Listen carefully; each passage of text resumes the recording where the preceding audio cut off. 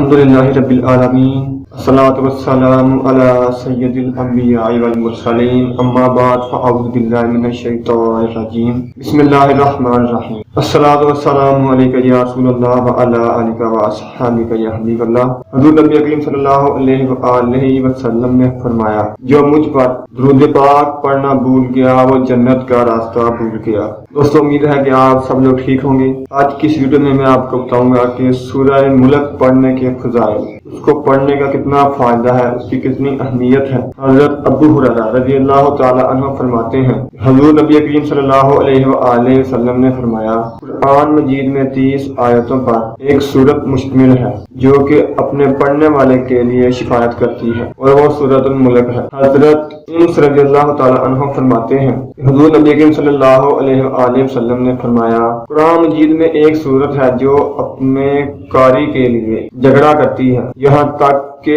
اسے جنت میں داخل کر دیا جائے گا، اور وہ سورۃ الملک ہے۔ حضرت سیدنا عبداللہ بن مسعود رضی اللہ تعالی عنہ فرماتے ہیں، حضور نبی کریم صلی اللہ علیہ وآلہ وسلم نے فرمایا، بندہ قبر میں جائے گا تو عذاب اس کے قدموں کی جانب سے آئے گا، تو اس کے قدم کہیں گے، تیرے لیے میری طرف سے کوئی راستہ نہیں، کیونکہ یہ رات میں سورہ ملک پڑھتا تھا۔ پھر عذاب اس کے سینے سے یا پیٹ سے آئے گا، تو وہ کہے گا کہ تمہارے لیے میری جانب سے کوئی راستہ نہیں، کیونکہ یہ سورۃ الملک پڑھتا تھا۔ پھر وہ اس کے سر کی طرف سے آئے گا، تو سر کہے گا کہ تمہارے لیے میری طرف سے کوئی راستہ نہیں ہے، کیونکہ یہ رات میں سورۃ الملک پڑھتا تھا۔ تو دوستو، امید ہے کہ آپ کو معلوم ہو گیا ہوگا کہ سورہ ملک پڑھنے کے کتنے فضائل ہیں، اس کی کتنی اہمیت ہے۔ جو لوگ سورہ ملک نہیں پڑھتے، میں ان سے گزارش کرتا ہوں کہ آپ روزانہ رات کو سونے سے پہلے سورۃ الملک پڑھا کریں، تاکہ اللہ تعالیٰ ہماری بخشش فرما دے۔ آمین۔